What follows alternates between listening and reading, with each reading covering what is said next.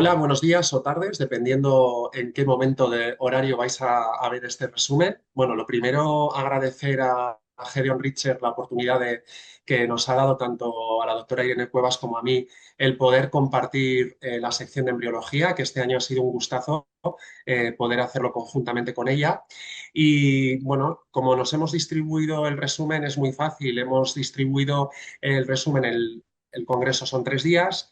El lunes lo voy a resumir yo, el martes lo va a resumir mi compañera y el miércoles hemos hecho un remix y nos hemos distribuido las charlas. Así que espero que os guste mucho y para mí es un placer poder compartir este momento con mi compañera Irene Cuevas, que todos conocéis, que trabaja en el Hospital General de Valencia y que tiene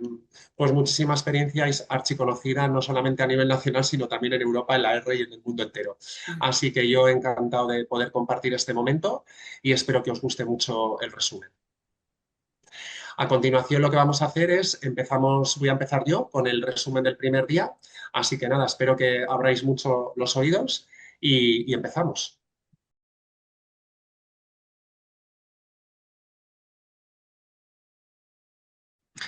Bueno, pues como hemos dicho, vamos a empezar con el resumen de la sección del laboratorio, de la parte de embriología, donde sabéis que los 3 días intensos vamos a comenzar con el lunes. Y la primera de las charlas que me pareció muy interesante, sobre todo al inicio del Congreso, fue la que Sebastián Mastenbroek intentó determinar y ver qué es lo que estaba ocurriendo principalmente con la edad ovárica y cómo esto provocaba un daño oxidativo y cómo puede afectar a nivel mitocondrial. Y él lo que empezó estableciendo es, como todos bien sabemos, que la edad del ovario, a medida que tenemos distintas edades, como podemos ver en la gráfica, realmente la tasa de nacimiento va cayendo exponencialmente y esto hace que pueda estar relacionado con un estrés oxidativo. ¿Y por qué con un estrés oxidativo? Porque desde el inicio, sobre todo los embriones que van a dar lugar a niñas, sabemos que se produce la oogénesis en el desarrollo embrionario y que previamente, desde el nacimiento, hay muchísimos folículos. Pero ¿qué ocurre? Que se van produciendo mecanismos que pueden dar lugar a un daño, que pueden ser esos mecanismos acumulativos y que pueden estar relacionados con dos procesos. Uno es la glicolisis anaeróbica y otra es la fosforilación oxidativa. Y esto hace que en función de la edad y de estos mecanismos puede verse afectado la calidad ovocitaria. ¿Qué es lo que ocurre? Que ese estrés oxidativo, a medida que va aumentando la edad, principalmente va a afectar a dos tipos de desarrollo celular. A nivel del ovocito tenemos varias fases, unos son los que están en vesícula germinal y otros son los que están en metafase 1. Y en esta fase lo que ocurre es que se produce principalmente una disminución del glutatión, que es muy importante, y sobre todo se da un aumento de lo que se denomina la oxiglutatión, que provoca ese estrés oxidativo. Y ya no solamente eso, sino que a medida que va aumentando la edad, se produce a nivel de los fosfolípidos un decrecimiento. ¿En qué sentido? Bueno, pues tenemos distintos metabolitos que se van produciendo en la edad que van a dar lugar a una alteración de la mitocondria y en esto tendríamos, en este caso, metabolitos que se van a acumular. ¿Qué metabolitos se van a acumular con la edad? Pues principalmente la glucosa, el piruvato, el lactato y la glutamina, pero hay otros que están asociados principalmente con el metabolismo energético, como sería el cofactor N, además muy importante en el metabolismo mitocondrial, y la nicotinamida, que es un cofactor previo de este factor que hemos dicho, y lo que ocurre es que se produce una disminución, como estamos viendo en este punto, cuando va aumentando la edad de la mujer. Pero es que además lo que ocurre es que hay otros metabolitos o nucleótidos intermedios que pertenecen o que afectan al metabolismo mitocondrial y que van a dar lugar a una disminución en todos ellos, como van a ser el IMP, el GMP, el AMP y el CMP. Muy importantes para el metabolismo energético a nivel mitocondrial. Además, también se sabe o se está asociando que normalmente la fosfocreatinina junto con el AMP son importantes vías principalmente de disminución del estrés oxidativo y ocurre que a medida que aumenta la edad, esto se produce un aumento y una disminución de estos factores. ¿Y qué ocurre también y muy importante? Pues que generamos, como necesitamos energía en ese metabolismo mitocondrial, lo que se va a generar, como bien viene aquí en la gráfica, un incremento de ATP. ¿Por qué? Porque lo que se produce es intentar compensar esa disfunción a nivel mitocondrial. Bien, todo esto lo que genera, o esto sería el resumen de lo que hemos visto anteriormente, de qué es lo que produce el daño oxidativo, que da lugar a una disfunción mitocondrial y son todos estos factores, como por ejemplo la disfunción mitocondrial, aumento de la glicolisis, aumenta la glutamina, hemos dicho que disminuye el cofactor NAD y existen distintos metabolismos, tanto de la purina como de la pirimidina, muy importantes que van a disminuir. Y necesitamos una alternativa, necesitamos mayor cantidad de ATP y eso es fundamental en todo este proceso a nivel mitocondrial. ¿Y qué ocurre? Que todo esto está viéndose que es necesario en todo este metabolismo mitocondrial y todos estos cofactores, como vemos en la gráfica, que se produzca un rejuvenecimiento debido a que la edad de la mujer va aumentando y cada vez se están dando distintas teorías en las cuales podría ayudar a ese rejuvenecimiento, sobre todo desde el punto de vista del ovocito, que sería la suplementación de esa nicotinamida que os he dicho antes o añadir esa nicotinamida al medio de cultivo. Y de esto es lo que habló este ponente.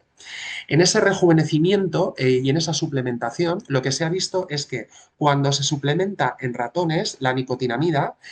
realmente lo que produce es un rejuvenecimiento de la calidad ovocitaria y sobre todo una restauración de la fertilidad. Y aquí podemos ver que en función principalmente de la cantidad y de la dosis, cuando tenemos una dosis de 2 gramos, principalmente por litro en los ratones, sí que aumentaba el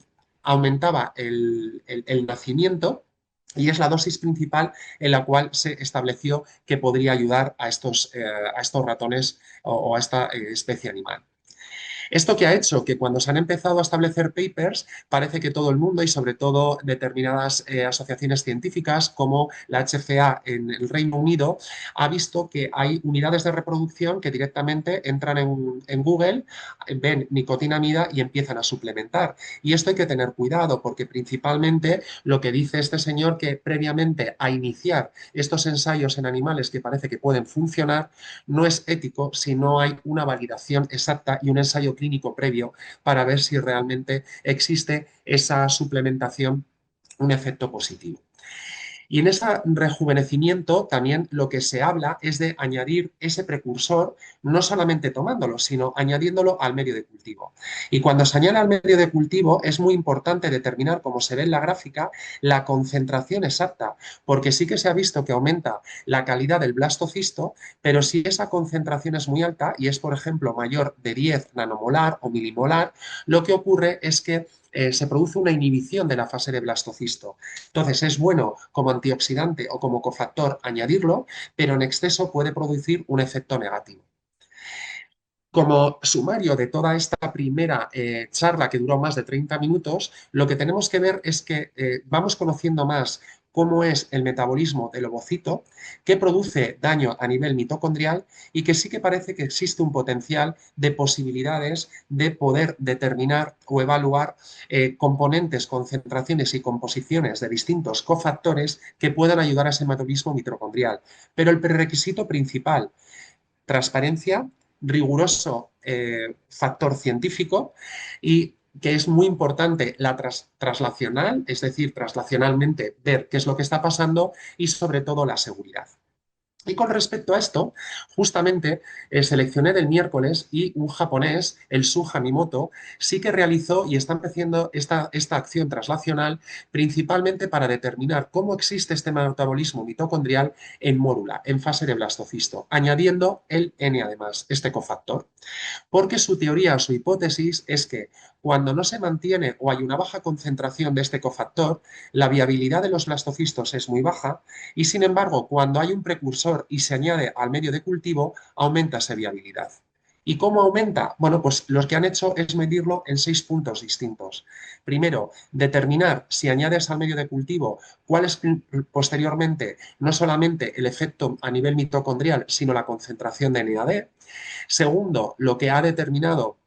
es ver la actividad mitocondrial, el análisis transcriptómico, muy importante, qué análisis morfológico de esos embriones y principalmente si existe una relación en la función mitocondrial. Y todos estos efectos los ha visto a nivel bovino y a nivel de fase de mórula hasta fase de blastocisto. Cuando ha medido con un kit específico cuáles son los niveles de este cofactor, añadiéndolo principalmente al medio de cultivo y viendo la calidad ovocitaria y embrionaria, lo que ha visto es que comparándolo y con un medio donde no se añade este cofactor, realmente la calidad del ovocito sí que mejora. Pero no solamente eso, sino que esos ovocitos que mejoran van dando lugar a una mayor blastulación, incluido blastulación hasta el día 7, y como estamos en la especie bovina, incluso hasta día 8. Y aquellos embriones que tienen un desarrollo embrionario un poco más tardío, se ha visto que también mejora y se pueden recuperar este tipo de embriones. Y ya no solamente eso, sino que a nivel de la función mitocondrial, que se mide por el consumo de oxígeno, se ha visto que cuando se añade este cofactor al medio de cultivo, se produce un mayor consumo de oxígeno y un acortamiento en la formación de la módula, dando lugar posteriormente a una mejor calidad embrionaria en fase de blastocisto. Por lo tanto, como resumen, decir que añadir al medio de cultivo a nivel celular, incluso desde el ovocito, lo que va a hacer es aumentar distintos cofactores del metabolismo mitocondrial, va a aumentar la actividad mitocondrial y esto va a dar lugar a un mayor desarrollo. Entonces, esto parece que puede ser un efecto beneficioso a nivel o en un futuro de mejorar la calidad ovocitaria relacionado con la edad de la mujer y del óvulo. Pero yendo más allá, en la misma sesión clínica, a partir de las 10 de la mañana, lo que hice fue, bueno, pues me ha parecido muy interesante ver cómo puede ir el futuro. Y a nivel de el proceso o el procedimiento de predicción de no invasivo y ver si el efecto no invasivo me puede predecir las aneuploidías, dónde estamos. Todos conocemos, o hasta ahora hemos conocido, lo que es el medio ADN, el medio de cultivo, bien conocido como Embrace, pero han aparecido nuevos sistemas que me parece muy interesante poder determinar. Uno de ellos es ver un perfil no invasivo para determinar la aneuploidía de un embrión. Y Sofía Núñez, del IBI Lisboa, hizo un estudio muy interesante donde todos sabemos que es muy importante correlacionar sobre todo la calidad del blasto y de manera no invasiva con el mayor KPI, que es sobre todo y principalmente la euploidía. Bueno, pues ellos lo que han determinado, lo que han propuesto es principalmente desarrollar un método no invasivo para medir ese ADN en el medio de cultivo a través de una resonancia magnética nuclear por espectroscopía. Para ello, lo que han hecho o han elegido este sistema, primero porque tiene una gran reproducibilidad, porque principalmente detecta metabolismos en concentraciones muy pequeñas, la muestra no se tiene que destruir y sobre todo hace una medición directa. ¿Y qué es lo que ocurre? Que lo que nos va a dar principalmente este sistema es ver si el embrión que tenemos en ese medio de cultivo tiene una característica o puede ser euploide. ¿Cuál fue el objetivo? Bueno, pues ellos midieron o analizaron la composición molecular tanto en embriones en día 3 como en día 5, investigaron la correlación o el perfil metabólico y sobre todo intentar definir biomarcadores que en un futuro podrían utilizarse como selección de manera no invasiva del embrión euploide. ¿Y qué es lo que han visto? Bueno, pues estudiaron 62 muestras, tanto en día 3 como en día 5, comparándolos con embriones euploides y aneuploides para ver no solamente la fase de día 3, sino en día 5 qué biomarcadores podrían utilizarse para ver realmente si se pueden utilizar en un futuro como método de selección. Entonces, coleccionaron muestras 25 microlitros de todos los embriones que iban a PGTA y una vez aparte de que seleccionaban o hacían el diagnóstico, el medio que recogían lo utilizaban o lo añadían a través de esa resonancia magnética para poder elegir o poder crear un modelo predictivo y con ese modelo predictivo realizar un test. Bien, el perfil metabólico que han visto en día 3, muy curioso, ven que han observado o que en aquellos embriones que son euploides, principalmente existen concentraciones metabólicas distintas de tanto glucosa, valina y citrato. Y hay unas diferencias bastante importantes el embrión que es euploide y el embrión que es aneuploide. Pero es que además en el día 5 han encontrado también que existen diferencias en todas estas sustancias, la fenilalanina, histidina, tirosina, glutamina, treonina y metionina, donde también se diferencia entre el embrión euploide y aneuploide. Bien, cuando han intentado hacer la correlación y han visto la curva ROC o el área bajo la curva, la especificidad, la sensibilidad sensibilidad y sobre todo la precisión, les da un área bajo la curva de 0,85, un área bajo la curva que dentro de las curvas ROC es un valor muy bueno. El excelente es a partir de 0,9, pero estamos en un valor muy bueno, con lo cual sirve o podrían servir como punto de referencia para poder hacer estudios posteriores y valorar si se pueden determinar. Cuando van a mirar lo que os he dicho, la especificidad y la sensibilidad, tanto en día 3 como en día 5, por esta metodología, especificidades muy altas en día 5, pero sobre todo la precisión, estamos hablando de en un tamaño muestral pequeño y fijaros la sensibilidad y especificidad tan alta que tiene. ¿Qué conclusiones podemos llegar a tener con este sistema futurista del no invasivo? Bueno, pues que la resonancia magnética nos podría diferenciar entre los embriones euploides y aneuploides, sobre todo cuando queremos determinar el no invasivo o de manera no invasiva, es muy importante el área bajo la curva y la sensibilidad y especificidad, y esto en este experimento, por el momento, pues ha dado unos buenos resultados. Con lo cual, lo que nos dicen es que podría ofrecer una promesa en un futuro para poder valorar la haploidía desde una forma diferente a lo que estamos acostumbrados. Y en relación a esto, también apareció otro sistema de valoración desde el ovocito para ver la euploidía, y todos conocemos ya desde hace varios años el sistema Magenta, que lo que determina a través de una foto del ovocito es la predicción a blastocisto, pero este sistema de inteligencia artificial ha ido más allá y ha querido determinar si existe alguna probabilidad de ver cuál es la eficiencia o la probabilidad de llegar a fase euploide. Entonces, lo que han intentado es validar el sistema, y en esa validación lo que han hecho es hacerse la pregunta, es decir, si estamos analizando y tenemos más de 200.000 imágenes de ovocitos que nos dan la predicción a blastocisto, si hacemos una introducción al sistema y lo entrenamos de esos blastocistos que han sido biopsiados para ver el resultado, determinar si el sistema nos puede diferenciar dentro de ese ovocito la euploidía del mismo. Y esto es el modelo o lo que han testado, es decir, han mirado imágenes de más de 15.800 ovocitos para ver un score de probabilidad, que esto ya sabemos que funciona o que se está utilizando en determinadas clínicas y a nivel mundial o internacional.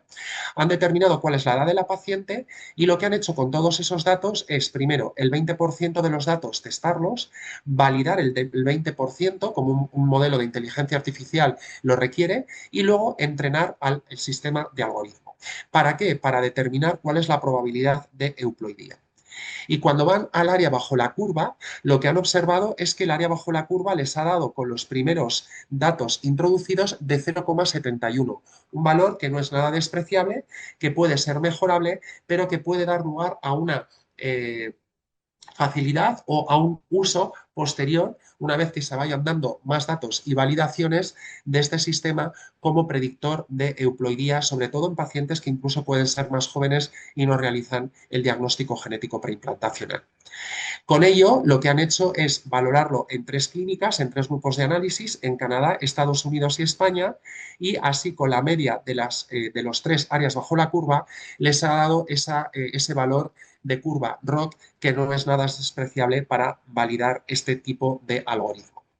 ¿Qué implicaciones puede tener? Principalmente a lo que concluyó, bueno, pues que podría ser una alternativa, un método genético para evaluar la integridad del embrión, y que sobre todo, bueno, pues que puede ser un valor para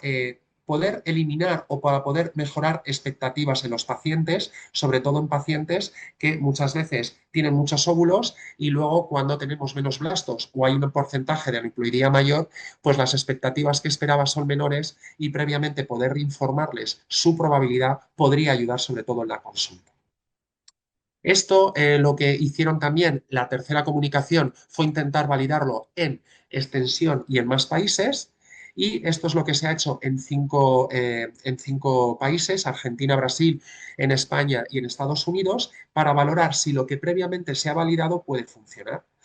Han validado el modelo en estos 5 países y 5 clínicas y de momento la curva Ruth con la validación les ha dado 0,68. Yo siempre determino que a partir de 0,7 es cuando puedes empezar a tener más peso, sobre todo de un determinado modelo o algoritmo matemático, pero para los primeros estudios preliminares se acerca mucho a 0,7 y puede ser un estudio prometedor. Estos son los valores que han dado en los distintos países de la curva ROT y en principio podría ser también una ayuda, evidentemente añadiendo más datos, que es lo que van a hacer ahora y los posteriores estudios, para ver si esa curva ROT se va acercando cada vez más. Y dentro de esta sección, de la manera no invasiva, pues Andrew Quintana de Eugene lo que hizo fue hacer un estudio para determinar si los valores de cinética embrionaria podrían también darnos una previsión o una predicción de la euploidía o aneuploidía del embrión. Y lo que hicieron es un estudio retrospectivo de más de 11.915 blastocistos entre enero del 2019 y julio del 2024 que fueron biopsiados y lo que fueron es determinar pues todos los parámetros morfocinéticos o los puntos de corte que se suelen estudiar para ver si había diferencias entre euploides y aneuploides. Y lo que vieron es que en todos los embriones aneuploides existe un retraso del desarrollo embrionario hasta fase de blastocisto cuando compararon con los embriones euploides, pero es que además ese efecto va proporcionado al número de cromosomas que están interfiriendo, por ejemplo, en las aneuploidías. Cuando es una pérdida de cromosoma o ganancia de cromosoma simple, existe un retraso del crecimiento, pero cuando existen 2 cromosomas, pues ese retraso también va significativamente decreciendo y se puede determinar. Con lo cual, lo que ellos concluyen es que estas uniones pueden dar lugar a una apreciación o a una probabilidad de cuando estás viendo un blastocisto mediante el sistema de Tay-Lash y en función de los tiempos, pues tener una previsión de qué es embrión o qué previsión o características puede tener de ser euploide o aneuploide. Y muy importante, un nuevo concepto que estableció Enric Well, en el cual desarrolló un nuevo modelo de Machine Learning y 2 nuevos conceptos que ha establecido y en el cual él lo que quiso ver es ver si el modelo predictivo que ha creado puede estar relacionado con la ploidía y la tasa de niño en casa, que es lo más importante como KPIs, y para ello ha creado el concepto de metavariables. Bien, ¿qué es la metavariable? Bueno, pues la metavariable es y está relacionada o lo ha comparado con los embriones que han dado lugar a niño en casa y ha visualizado todos esos parámetros morfocinéticos del sistema de Tay-Lash y comparándolo con esos embriones que han dado lugar a niño en casa, ha visto el resto de embriones que no han embarazado o han sido aneuploides, qué eventos fuera de rango pueden estar, es decir, son los famosos outliers. Y él lo ha llamado como metavariable. Para ello, lo que ha hecho es un estudio de más de 882 embriones alrededor de distintas clínicas que pertenecen al grupo ANACER y analizando los datos morfocinéticos y los datos clínicos ha establecido qué es lo que ha podido encontrar. Y lo que ha visto, por ejemplo, esto es un ejemplo en la parte izquierda, que si tenemos un embrión donde tenemos estos valores de parámetros morfocinéticos comparados con los valores de un embrión que puede ser euploide que da lugar a un niño en casa, 2 están fuera de rango, por lo tanto, su número de variable metavariable es 2. Y además, en la parte de la derecha, lo que observaba es que en el 80% de los embriones que eran aneuploides tenía por lo menos una variable fuera de rango, 2 variables eran casi un 70%, 3 variables un 65%, de tal manera que si veis la diferencia entre los aneuploides o la tasa de niño en casa, así de esa manera establece qué rangos existen y cómo puede crear este nuevo algoritmo. Y ya no solamente eso, sino que introdujo otro nuevo parámetro, que es la maecinética, y esa maecinética es qué tiempo tarda desde un evento o parámetro morfocinético al siguiente. Y si ese evento de uno que ya conocemos al siguiente aumenta o disminuye comparándolo con lo que hemos dicho, un embrión euploide o que ha dado lugar a un nacimiento. Con todo esto ha creado un nuevo modelo que se llama Life Predict, Y ese modelo le ha dado un área bajo la curva de 0,824. Es decir, ha creado un algoritmo matemático con una curva ROT con buena sensibilidad, especificidad y con un buen valor, con lo cual, bueno, pues es un nuevo modelo matemático que tiene que ahora entrenar y validar muchísimo más, pero que puede dar lugar a, bueno, pues a un nuevo futuro de estrategia de selección de embrión euploide. Y los próximos pasos será la validación clínica comparándolo, o lo que quieren hacer es con dos tipos de clasificaciones, con la de Asevir y con la de Gardner, para determinar realmente si el porcentaje de aneuploidía que le puede decir o de euploidía este nuevo sistema o algoritmo matemático puede ayudar en la selección.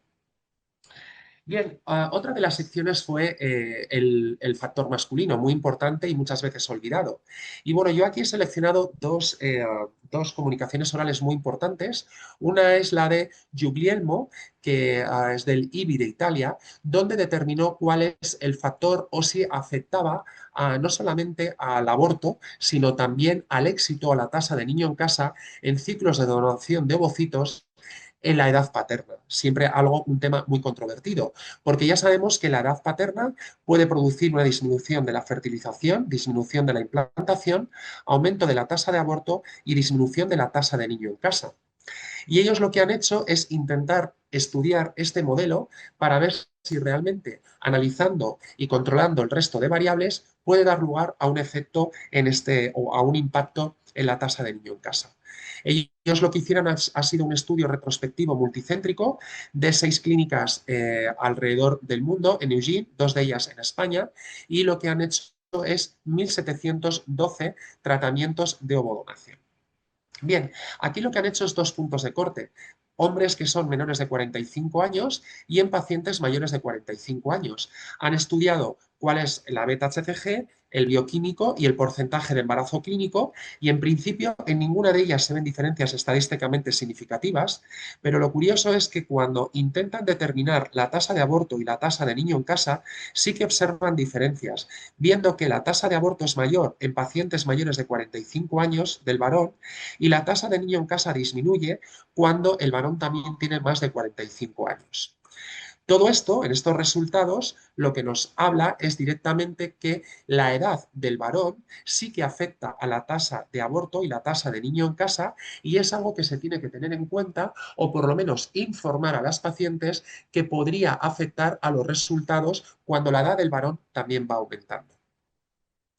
Y todo esto relacionado también con la segunda comunicación que he seleccionado, porque normalmente cuando nos vamos a ovodonación o tenemos una muestra de semen de mala calidad, a veces nos encontramos con situaciones en las cuales tenemos una baja tasa de fecundación, incluso también en donación de ovocitos, o malos resultados. Y esto puede estar asociado a nuevas variantes genéticas que podrían realmente determinar el resultado futuro. Así que la doctora Morales del Instituto Bernabéu realizó un estudio porque sí que se ha visto que normalmente, de manera normal, si con la técnica del ICSI y con espermatozoides eyaculados en ciclo de donación podemos tener una tasa de fecundación entre un 83 y un 91%, pues a veces tenemos fallos de fertilización o una fertilización baja, que puede estar relacionado con muchos factores. Pero si nos basamos desde el punto de vista masculino, estos 5 factores serían los que pueden dar lugar a una implicación en la baja tasa de fecundación, y principalmente ya están establecidas 3 mutaciones en genes, el Casper1, el PLZZ1 y el DNH17, y lo que se ha visto es que a lo largo de la evolución de los años van apareciendo nuevas mutaciones que están implicadas con esos procesos de baja tasa de fecundación. Así que lo que ellos han hecho es establecer un panel en esos casos donde tenían una baja tasa de fecundación de estudio de genes implicados con infertilidad masculina y ver si realmente existe una relación con esa tasa baja de fecundación. Porque también sabemos que la estrategia terapéutica cuando tenemos esa baja tasa de fecundación es la activación ovocitaria, que suele estar recomendada cuando hay baja tasa de fecundación o incluso fecundación que es cero. Pero realmente no sabemos si puede estar causada por una afectación genética y esta técnica a veces pues no nos da lugar tampoco a una respuesta. Ellos han estudiado 40 varones, han visto que tenían una fertilización por debajo de un 60% en ciclos de donación de ovocitos y han analizado todas estas patologías o todos estos genes. Y han visto que les han aparecido en varios pacientes pues variantes patogénicas, la PLOG, el PRAP2 y estas dos nuevas, SPAC16 y APEX1. Bien, el PRAP2, ¿con qué está relacionado? Estas dos mutaciones principalmente. Bueno, pues esta está relacionada principalmente con la reorganización de la cromatina, que es necesaria para la fertilización y podría estar relacionado con esa baja tasa de fecundación. Y tenemos el MLH1, que normalmente lo que suele estar relacionado es con la buena estabilidad genómica del ADN y que una alteración puede dar lugar incluso posteriormente a una fragmentación de ese ADN correspondiente. Y el gen DNH1 también se ha visto que hay una asociación porque está relacionado a nivel del flagelo y que incluso aunque metamos por ICSI el espermatozoide dentro del ovocito, no hay activación a nivel flagelar y puede estar relacionado con esa baja fecundación. En este estudio han visto que estos tres genes pueden estar más implicados, con lo cual los mensajes que nos podemos llevar a casa es que muchas veces podríamos tener estrategias terapéuticas y que para personas que ya vienen con una baja tasa de fecundación o tenemos ya un ciclo de donación con estos resultados, habría que realizar previamente igual un panel genético a estos varones para ver si existe una causa extra que pueda explicar los resultados posteriores. Bien, y todo esto,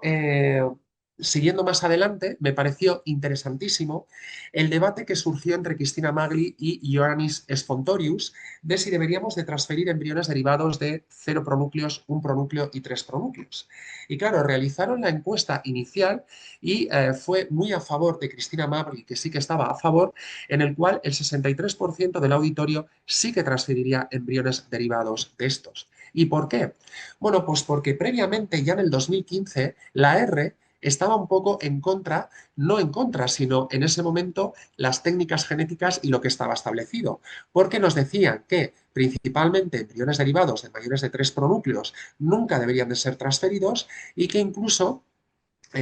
embriones derivados de un pronúcleo, pues no es recomendado. Esto es lo que decía la R. Pero claro, las cosas van evolucionando demasiado rápido muchas veces y nos encontramos situaciones en las que tenemos esto y cuál es la frecuencia general de estos tipos de ovocitos fecundados. Bueno, pues aquí está la frecuencia en general de 0 pronúcleos, 1 pronúcleo, 3 pronúcleos y dentro del 3 pronúcleos la subdivisión de 2.1. Bien, ¿qué ocurre? Que muchas veces parte de estos ovocitos fecundados de manera anómala dan lugar a blastocisto. Y vamos a empezar por el de 0 pronúcleos, porque si haces el análisis cromosómico, y os invito a leer la revisión que ha hecho Gu et al. En el 2025, en un metaanálisis donde comparó cuál es la tasa de niño en casa de estos ovocitos que a veces vemos como no fecundados o los establecemos como 0 pronúcleos, pues de un 37,2%. E incluso cuando se realizaban los estudios genéticos veían que el 95% eran diploides. ¿Qué ocurre? Que parte de estos estudios realizados son ovocitos provenientes de clínicas incluso donde no existen los sistemas de time-lapse. Y a veces el establecer directamente o cuando vas a verlo han podido desaparecer y lo establecemos como 0 pronúcleos o vemos división, pero vemos cuál es la tasa de niño en casa.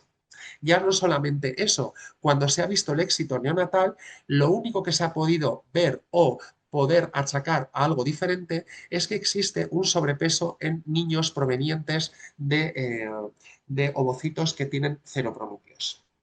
Conclusiones, lo que dice Cristina Maggi es que sí que hay que transferir blastocistos derivados de 0 pronúcleos, que tienen que ser considerados, que importante sobre todo cuando hay observación estática, que no haya miedo a transferir este tipo de embriones y que normalmente cuando vemos sistemas de time-lapse lo que se ha visto es que incluso se produce una visibilidad de los pronúcleos un poquito más temprana que lo que está establecido de forma natural. Con respecto a un pronúcleo, ¿qué es lo que se ve? Bueno, sabemos que hasta un 12% de estos ovocitos de un pronúcleo pueden dar lugar a la formación de blastocistos y que comparado con los dos pronúcleos, bueno, pues que sí que existe esa diferencia. Si nos vamos directamente al tamaño, porque sí que se ha visto que hay una relación entre el tamaño y el desarrollo, así como también la euploidía, lo que se ha visto es que el porcentaje de blastocisto, cuando el tamaño aproximadamente es de 30 micras, es mayor que cuando los pronúcleos son de menor tamaño y que además van a dar lugar a mejor calidad ovocitaria.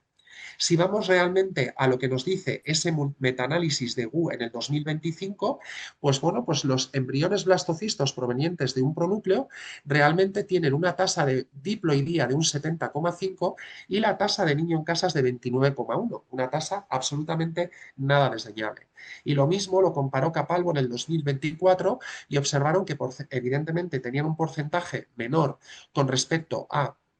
los embriones provenientes de dos pronúcleos, pero tampoco existía el valor, no es nada, no es nada para no tenerlo en cuenta, sino que al igual que Wu, pues cuidado con estos embriones y sí que habría que transferirlos. El éxito realmente neonatal, lo que se ha visto es que puede aumentar el porcentaje de aborto, especialmente en los últimos estadios, pero bueno, el número es pequeño de lo que se ha establecido hasta ahora y habría que ir recopilando más datos. Conclusiones de los derivados de un pronúcleo, lo mismo, que preferencia, sobre todo si vienen de fecundación in vitro convencional, no tener miedo a transferirlos y si proviene de ICSI y con la tecnología apropiada, por supuesto, pueden ser principalmente usados. Con los 2.1, lo que nos dice realmente es que cuando se han transferido dan lugar a tasa de niño en casa. Aquí son la diferencia comparando el 2.1 con los de dos pronúcleos, que también tenemos un porcentaje de hasta casi un 25% de embriones de buena calidad y que desde el punto de vista morfocinético también van un poquito más rápido, pero que se podrían transferir. Al igual que los de tres pronúcleos. Los de tres pronúcleos, si comparamos tres pronúcleos con un pronúcleo, el análisis cromosómico, como se puede ver ahora, o se ve aquí en el 2022, pues estableció que podría existir una mayor probabilidad de ser diploidía en estos embriones comparándolos con los anteriores. Y además, en esa diploidía también tenemos tasas de embarazo, es decir, pueden ser estos de 2.1 o incluso 3 pronúcleos o 4 pronúcleos en este trabajo de Capalvo, donde no diferenció, pero sí que veía casi un 46% de diploidía, veía un porcentaje de embarazo, así como de tasa de niño en casa, que no era nada despreciable.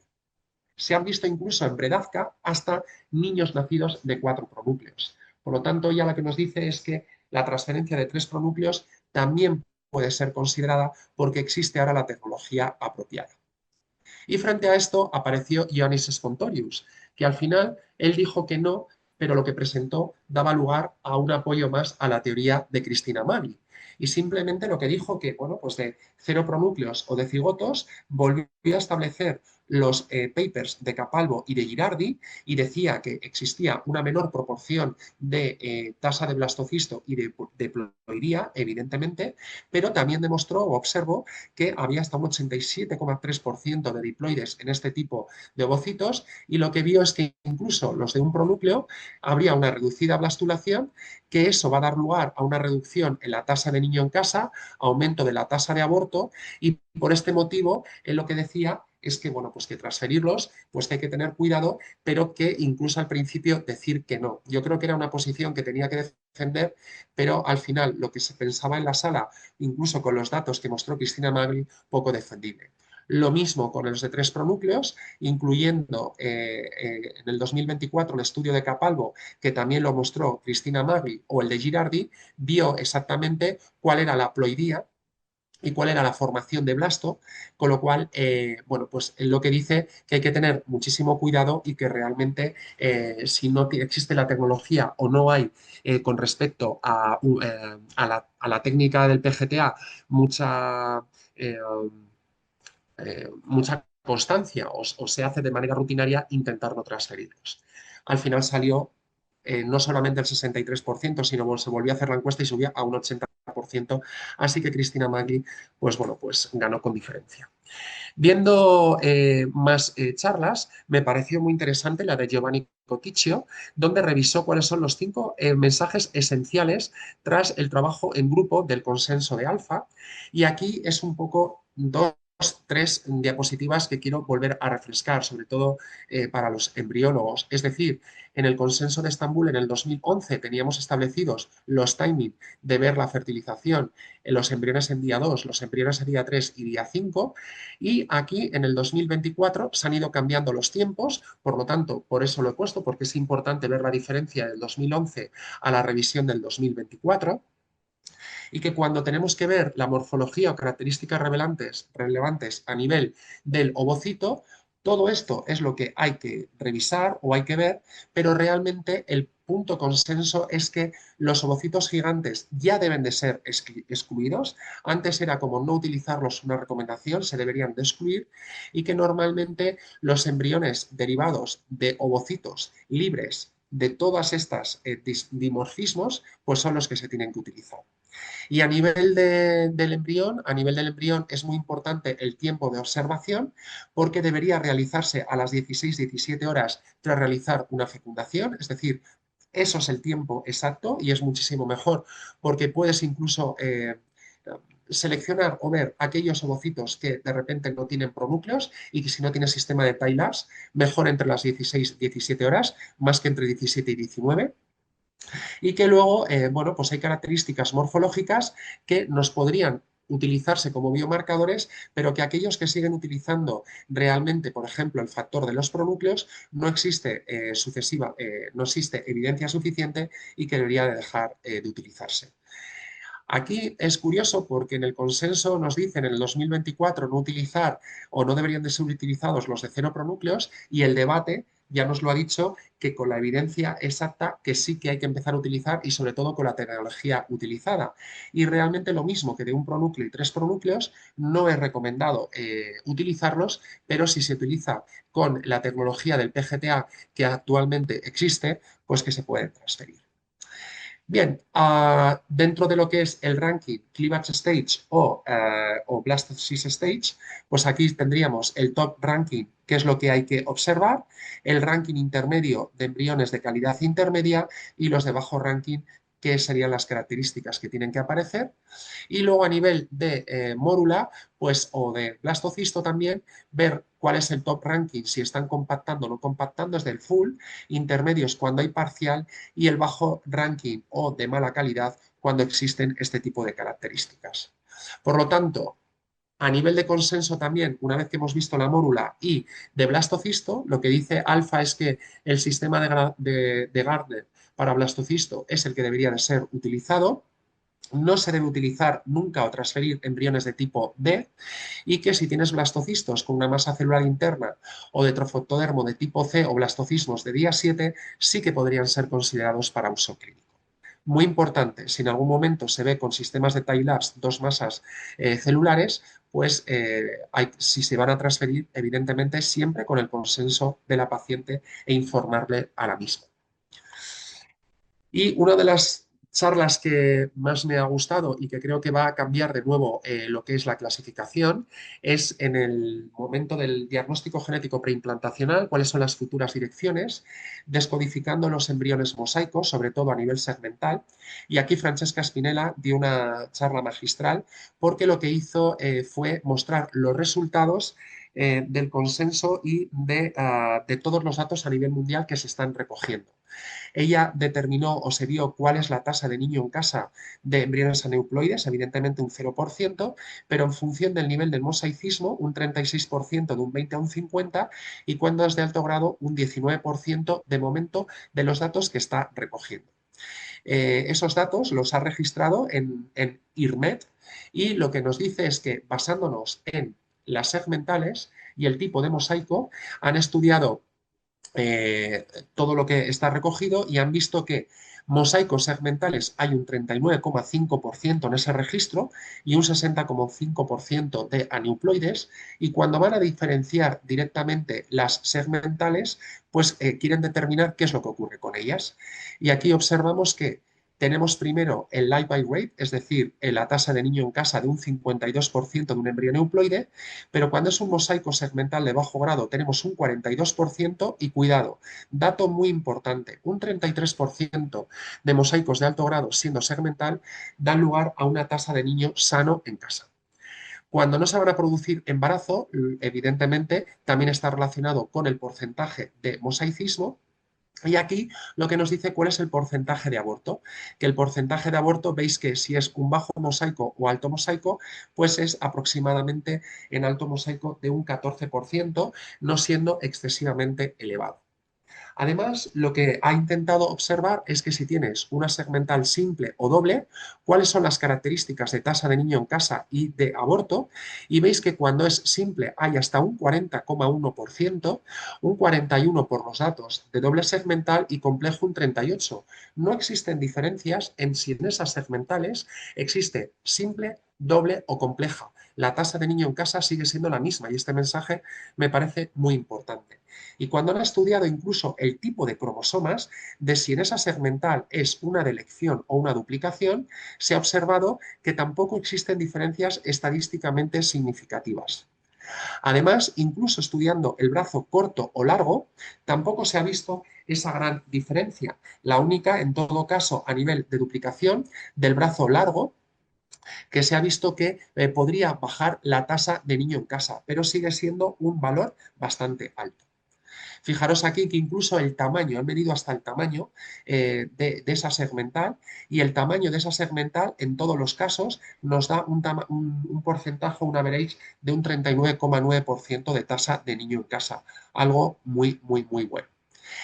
Todo lo que han transferido han hecho incluso el test prenatal y de los 238 han hecho bueno, pues, el no invasivo a nivel sanguíneo, han hecho amniocentesis en la mayoría de ellas y de todos los que se han transferido solamente ha habido un caso en los cuales se ha persistido el análisis del mosaicismo, no observando anormalidades ultrasónicas, pero sí en la amniocentesis se ha visto. El porcentaje es muy bajo comparado con en relación al porcentaje de alteraciones que pueden tenerse cuando se transfiere un embrión que no está estudiado. ¿Qué conclusiones? Bueno, pues que tienen un buen éxito y que el bajo nivel de mosaicismo está relacionado incluso el alto nivel con buenos resultados de tasa de niño en casa, que no han existido diferencias entre el simple, doble o segmentales complejos y que es muy importante especificar qué cromosomas están afectados y que lo que se ha visto es que solamente de todas las que se han transferido, incluso segmentales de alto grado, solamente se ha mantenido en uno de los casos. Evidentemente hay que seguir introduciendo más datos, pero yo creo que esto es algo muy importante para poder determinar en un futuro la tasa de niño en casa y ver si incluso es mayor que un mosaicismo de bajo grado en estado monosómico o trisómico. En esta misma sección, muy importante cuál es el laboratorio de genética que determinas y la estrategia y la influencia. Entonces, aquí Mina Popovic lo que ha querido evaluar es que en función de qué laboratorio de genética selecciones, pues va a cambiar la estrategia. Y aquí lo que han hecho es un estudio de más de 9.630 casos, en los cuales, fijaros, el provider 1, el 2 o el 3, en función de la edad de la paciente, también los resultados de euploidía van cambiando. Y aquí incluso hay el provider número el B, pues tiene una tasa de niño en casa menor que el resto de laboratorios de genética. Las conclusiones a las que ella llega es que es muy importante saber y diferenciar e incluso comparar el laboratorio de genética con el que estás trabajando y lo más importante es que hay que estandarizar sobre todo los protocolos genéticos porque eso hace que se cree una variabilidad y que pueda incluir o pueda atribuirse fallos en los RCTs no demostrando un beneficio consistente del diagnóstico genético preimplantacional. Y por último, en esta sección, Carmen Rubio habló de los SNPs, del uso de los SNPs que actualmente se están utilizando en los laboratorios de genética para la determinación de euploidía y determinación de resultados. Y simplemente el ASTRAP o el resumen de esto es que es muy importante que algunos incluso con el análisis de SNP, algunos embriones euploides no tienen por qué ser viables para transferir debido a anormalidades de la haploidía y que puede también determinarse la configuración, como hemos visto antes, de un pronúcleo o tres pronúcleos y que nos va a permitir, sobre todo los SNPs, un diagnóstico más preciso, sobre todo en aquellos mosaicos que tienen copias intermedias de ADN. Por lo tanto, el uso de los SNPs se está generalizando en todos los laboratorios de genética. Y para acabar, la importancia de los KPIs en los laboratorios de fecundación in vitro, sobre todo a nivel de criobiología. Laura Rienzi estableció por qué es importante los KPIs y sobre todo a nivel de criopreservación, que siempre los que miramos es la supervivencia de los ovocitos, el porcentaje de fertilización, el porcentaje de blastocistos que usamos y el éxito clínico. ¿Y por qué es importante determinar todo esto? Porque estos KPIs lo que nos va a determinar es mirar el ambiente en el que estamos trabajando, los procedimientos y cuáles son las habilidades de los embriólogos. Pero muchas veces existen factores intrínsecos al clínico o a la biología o a los embriólogos que no podemos saber por qué. Entonces, existen KPIs de referencia donde se han vuelto a utilizar y lo que se ha visto es que la supervivencia del ovocito, si previamente la competencia era un 80%, a lo que hay que tender es a un 95% y que, sobre todo,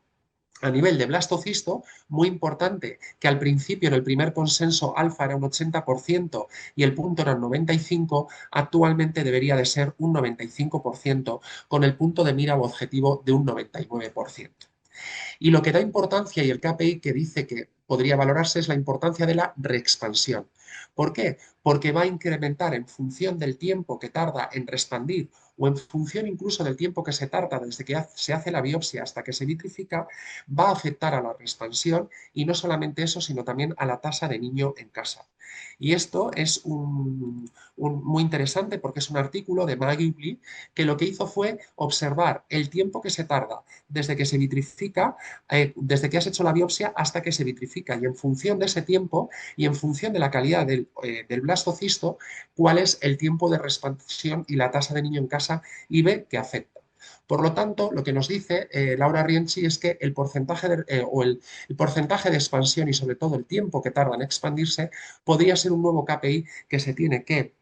introducir en los laboratorios de reproducción y de criobiología y en un futuro también todas las técnicas de inteligencia artificial.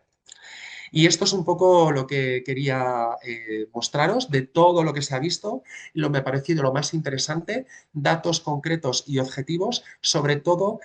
para el futuro de lo que viene y que tengamos claro que no tenemos que tener miedo a determinadas cosas que estamos escuchando por los datos que nos han mostrado en este congreso. Bueno, pues a continuación os voy a presentar a mi compañera, la doctora Irene Cuevas, que seguramente nos va a dar una charla brillante sobre el resumen del día del martes y algunas cosas que ha seleccionado también del miércoles. Os dejo con ella.